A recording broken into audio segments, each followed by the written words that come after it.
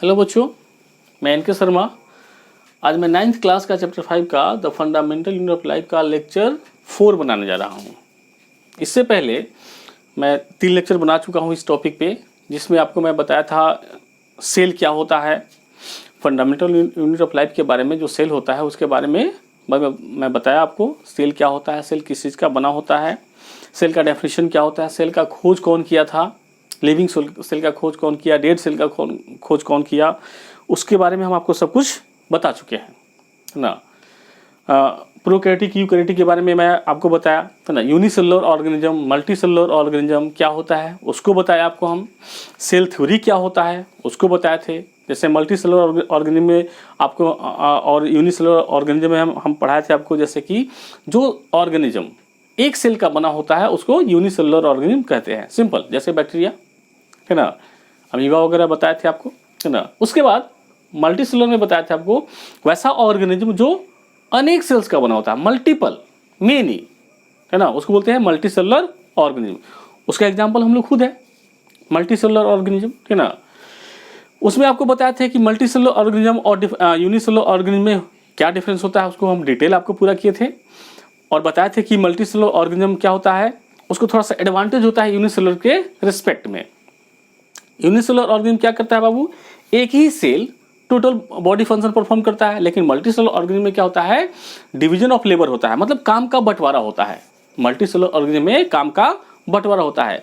ऐसा नहीं कि एक सेल ही है मल्टी सेलुलर में, मल्टी सेलुलर ऑर्गेनिज्म में लाखों करोड़ों में सेल है। तो बॉडी का फंक्शन जो होता है वो बहुत सारा होता है, डिफरेंट फंक्शन है, बहुत सारा फंक्शन चलता है तब जाके एक कंप्लीट बॉडी का फंक्शन हो पाता है, मतलब कंप्लीट बॉडी का एक सुचारू रूप से चल सकता है पूरा एक बॉडी, क्योंकि बहुत सारा फंक्शन होता है।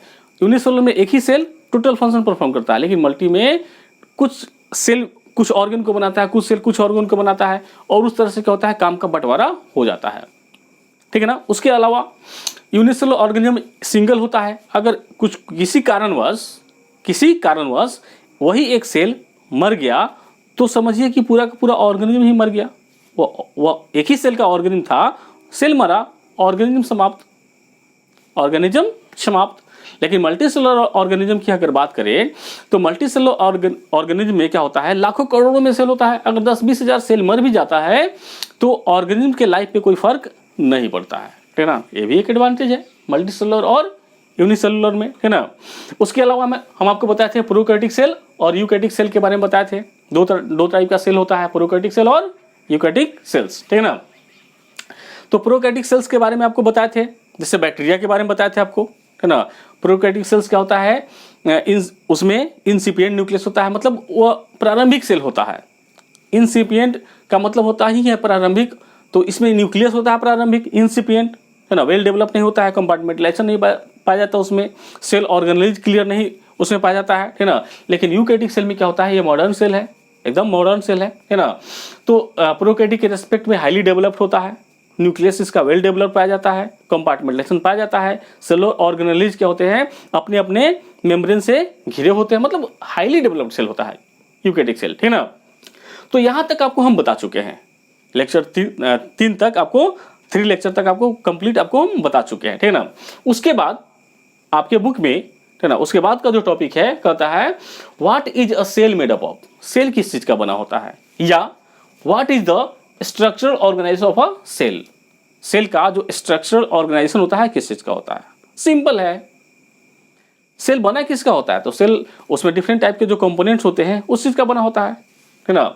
उसमें डिफरेंट टाइप के कंपोनेंट्स होते हैं, जैसे सेलुलर ऑर्गेनेज की बात करेंगे उसका बना होता है ना। जैसे हम बात करते हैं कि हमारा बॉडी किस चीज का बना हुआ है, क्या क्या मिला है तो हमारा बॉडी बना है, तो सब कुछ जो भी ऑर्गन है, सभी ऑर्गन एक कोऑर्डिनेटेड वे में फंक्शन करता है।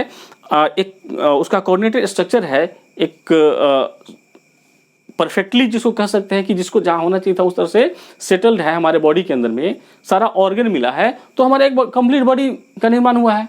उसी तरह से आपको पहले भी बताए थे आपको हम कि सेलुलर ऑर्गेनेज मतलब कोशिकीय अंग, जैसे हमारे बॉडी के अंदर में अंग है और सारा अंग अपना अपना काम करता है, तब जाके हमारा लाइफ मेंटेन हो पाता है, सुचारू रूप से हमारा बॉडी का फंक्शन हो पाता है।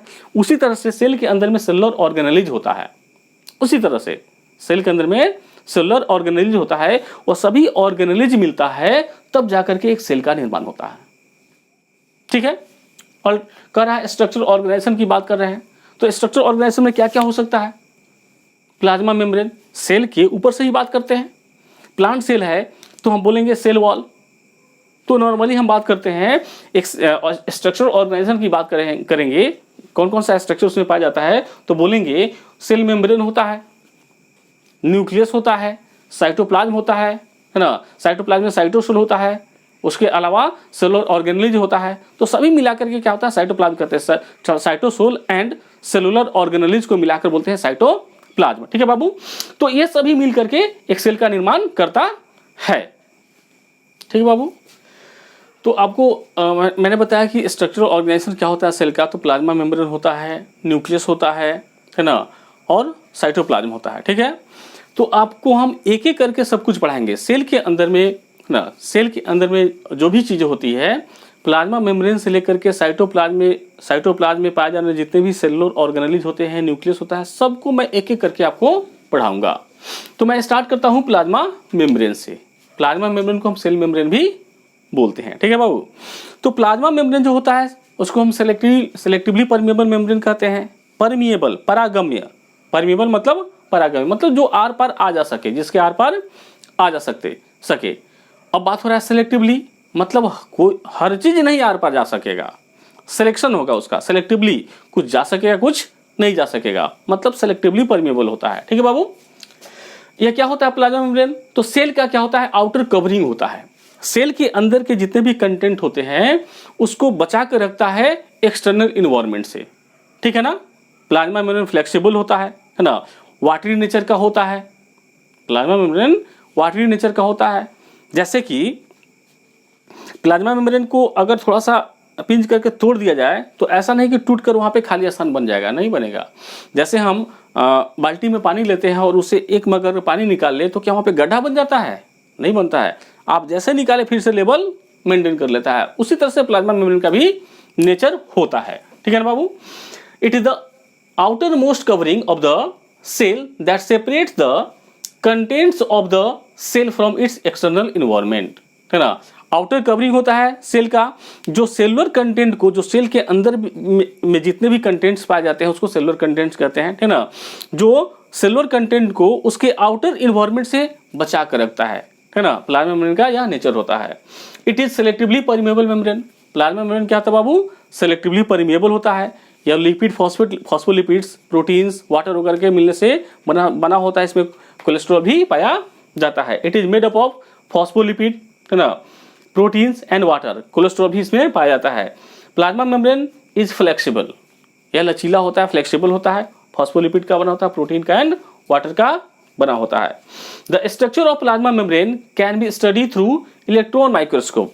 इलेक्ट्रॉन माइक्रोस्कोप की मदद से प्लाज्मा मेम्ब्रेन का स्ट्रक्चर आप कंप्लीटली स्टडी कर सकते हैं। हर चीज आपको क्लियरली विजिबल होगा, हर चीज देख सकते हैं। ठीक है ना, और प्लाज्मा मेम्ब्रेन का स्ट्रक्चर के लिए बहुत सारा मॉडल्स दिया गया है ना, जिसमें से सबसे ज्यादा एक्सेप्टेबल मॉडल होता है सिंगर और निकोलसन का।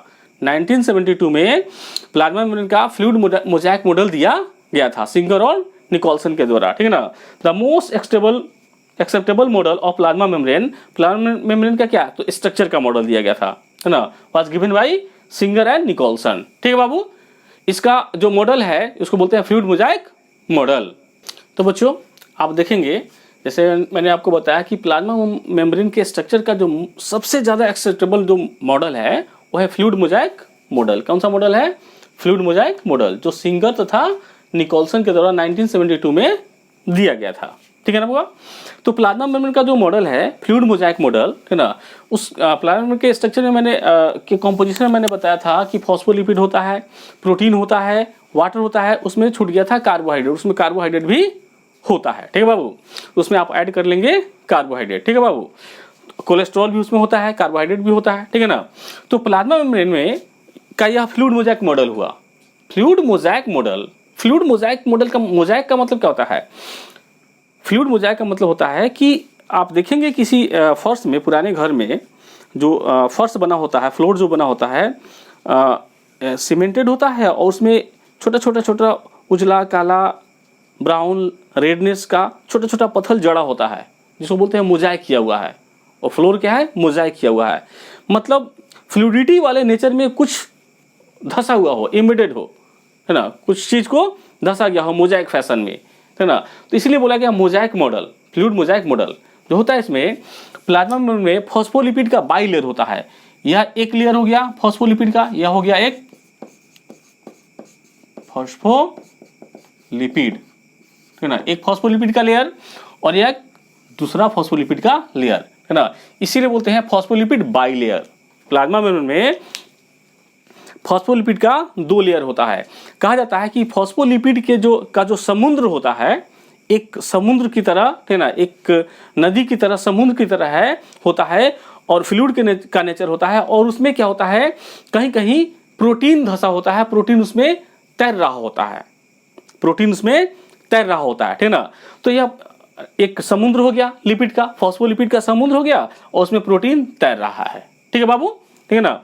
और उसके बाद देखेंगे कि प्रोटीन जो फॉस्फोलिपिड होता है, फॉस्फोलिपिड के दोनों लेयर के दोनों तरफ, इधर भी और इधर भी, है ना, या इधर भी एक, इसको बोलते हैं नॉन साइटोसोलिक रीजन, इसको बोलते हैं साइटोसोलिक रीजन। साइटोसोलिक और नॉन साइटोसोलिक का मतलब क्या होता है? देखिए बाबू, ये रहा एक सेल, ये रहा एक सेल, और एक सेल क्या है? प्लाज्मा मेम्ब्रेन से घिरा हुआ है, प्लाज्मा मेम्ब्रेन से घिरा हुआ है। तो सेल्स के बाहर वाले रीजन को बोलते हैं नॉन साइटोसोलिक रीजन। क्या बोलते हैं?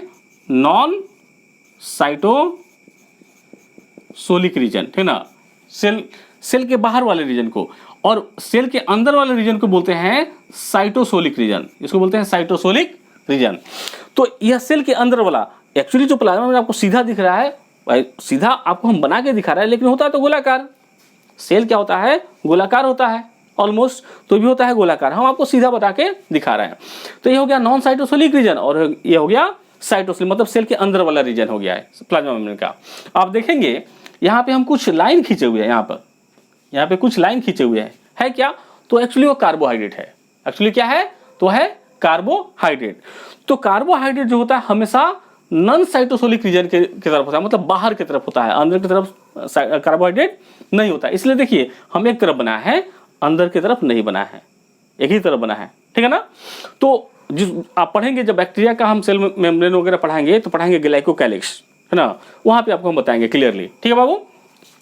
तो यह प्लाज्मा मेम्ब्रेन का स्ट्रक्चर हो गया, फ्लूइड मोजाइक मॉडल का हो गया, है ना। और क्या है, बीच बीच में कहीं कहीं हम गोलाकार बना है, बीच बीच में हम कहीं कहीं गोलाकार बना है। तो क्या है? वो है प्रोटीन। बाहर में भी गोलाकार बना है, यहाँ पे इधर भी बना है गोलाकार, और एक लंबा सा प्रोटीन ये बना है, ठीक ना। यह ट्रांसमेम्ब्रेन प्रोटीन है। क्या बाबू? यह ट्रांसमेम्ब्रेन प्रोटीन है ना। और यह फॉस्फोलिपिड में देखेंगे, दो, एक गोला एक लंबा सा बना है। तो क्या है? तो इसको कहते हैं हेड, इसको बोलते हैं टेल। फॉस्फोलिपिड का यह हेड वाला रीजन है और एक यह है टेल वाला रीजन है, ठीक है बाबू। और हेड वाला रीजन जो होता है हाइड्रोफोबिक होता है, सॉरी हाइड्रोफिलिक होता है। हेड वाला रीजन क्या होता है हुआ? हाइड्रोफिलिक होता है, मतलब वाटर के कांटेक्ट में जा सकता है। हेड वाला रीजन हाइड्रोफिलिक होता है और वाटर के कांटेक्ट में जा सकता है, लेकिन टेल वाला रीजन जो होता है हाइड्रोफोबिक होता है, वाटर से दूर भागता है। इसीलिए हेड वाला रीजन दोनों तरफ है, जो वाटर के कांटेक्ट में जा सकता है, और टेल वाला रीजन अंदर की तरफ चला आया और यह गोलाकार हो जाएगा। तो टेल वाला रीजन में वाटर का कहीं से संपर्क नहीं जाएगा, ये हो जाएगा गोलाकार।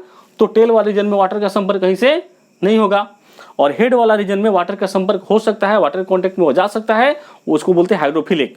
और टेल वाला रीजन होता है हाइड्रोफोबिक, फोबिया डर, पानी से डर, हाइड्रोफोबिया। और फिलिक मतलब वाटर लविंग, वाटर कॉन्टेक्ट में जा सकता है, ठीक है ना बाबू। तो इस तरह से क्या हो गया? प्रोटीन हो गया, फॉस्फोलिपिड हो गया, कार्बोहाइड्रेट हो गया, ठीक है ना। इसमें कोलेस्ट्रॉल भी होता है और वाटर भी इसमें होता है, ठीक है बाबू। यह हो गया कार्बोहाइड्रेट वाला पोर्शन, ये कार्बोहाइड्रेट है, यह प्रोटीन है, यह भी प्रोटीन है, इधर भी प्रोटीन है, ठीक है ना। तो दो तरह का इसमें प्रोटीन हुआ, है ना। एक हो गया आपको एक्सटर्नल प्रोटीन, जिसको बोल सकते हैं सरफेस प्रोटीन या एक्सट्रिंजिक प्रोटीन। क्या बोल सकते हैं?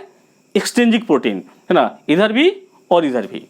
और एक होता है इंट्रिंजिक प्रोटीन, जो प्लाज्मा मेम्ब्रेन के फॉस्फोलिपिड बाइलेयर के अंदर में है, उसको बोलेंगे इंट्रिंजिक प्रोटीन, है ना।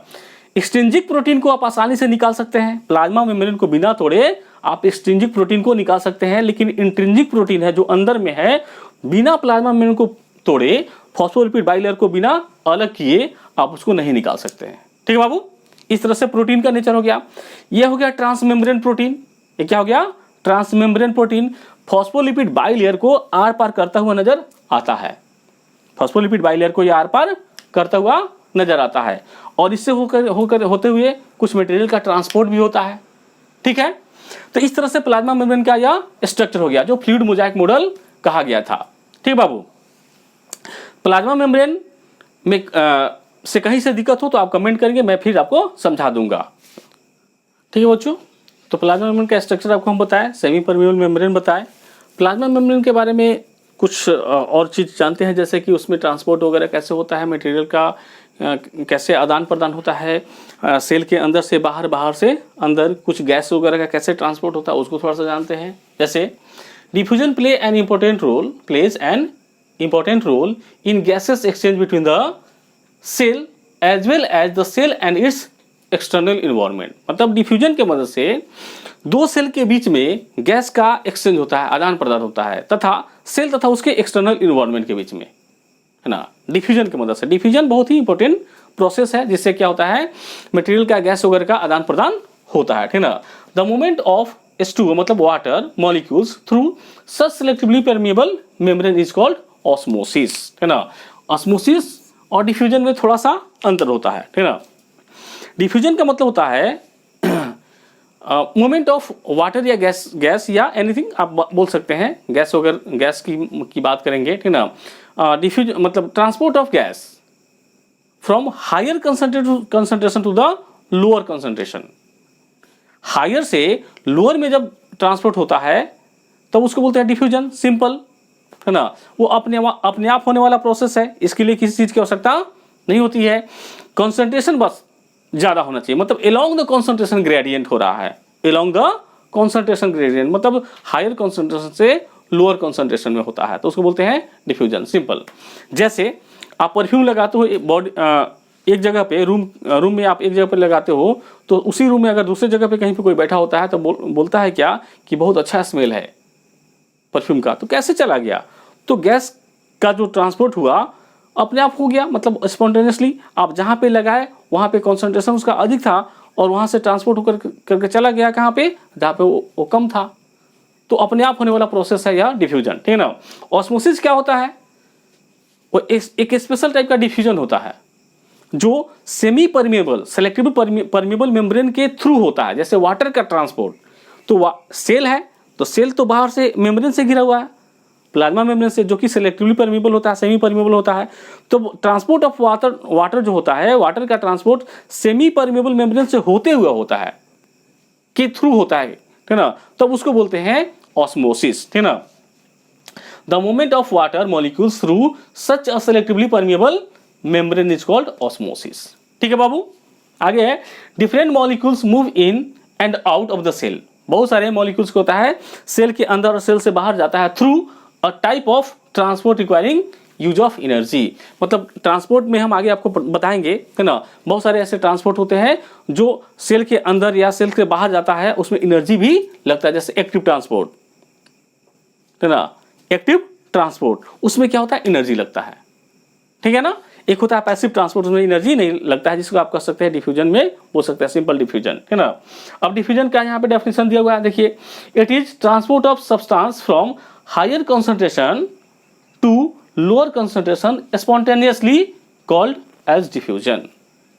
ठीक है ना, सब्सटेंस का ट्रांसपोर्ट हो रहा है हायर से लोअर की तरफ, उसको बोलते हैं डिफ्यूजन। जहां पे ज्यादा है वहां से कम की तरफ होता है। ठीक है ना।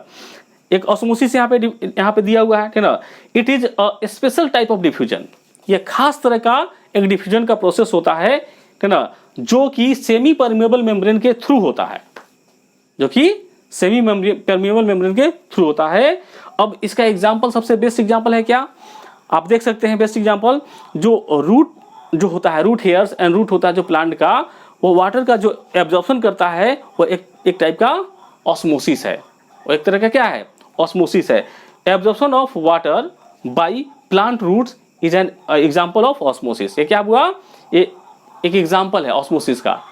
ठीक है, तो ये रहा कुछ आपके सेल मेम्ब्रेन के बारे में, और सेल मेम्ब्रेन का आपका स्ट्रक्चर हो गया उसका, उसका मॉडल हो गया, ठीक है ना, उसमें कुछ गैस वगैरह का कुछ मॉलिक्यूल का ट्रांसपोर्ट हो गया। इसका डिटेल ट्रांसपोर्ट जैसे कि एक्टिव ट्रांसपोर्ट, पैसिव ट्रांसपोर्ट क्या होता है, ठीक है ना, बल्क ट्रांसपोर्ट की बात करेंगे जैसे कि इंडो ऑस्मोसिस या एक्सोसाइटोसिस या इंडोसाइटोसिस आप कह सकते हैं, है ना, वो सब दिया हुआ, ठीक है ना। तो बच्चों ये प्लाज्मा मेम्ब्रेन के बारे में था, है ना, जो ट्रांसपोर्ट के बारे में बताया है। और इससे अधिक हम आपको ट्रांसपोर्ट के बारे में पढ़ाएंगे, एक्टिव पैसिव बल्क ट्रांसपोर्ट, है ना, इंडोऑस्मोसिस एक्सोऑस्मोसिस के बारे में, एक्सोसाइटोसिस इंडोसाइटोसिस, ये सब आपको मैं पढ़ाऊंगा आगे और पढ़ाऊंगा, ठीक है ना। तो इस वीडियो को ध्यान से देखें, शुरू से लास्ट तक देखें, और टॉपिक जो भी मैं पढ़ा रहा हूँ वो लेक्चर 1 से आप देखें, तब आपको क्लियरली समझ में आएगा, ठीक है बाबू। और इस वीडियो को आप ज़्यादा से ज़्यादा शेयर करें, लाइक करें, सब्सक्राइब करें और बेल आइकन को दबाएं, ताकि आपको मैं नोटिफिकेशन मिलते रहेगा, जैसे मैं कोई वीडियो अपलोड करूंगा आपको मिल जाएगा। चलिए, थैंक यू।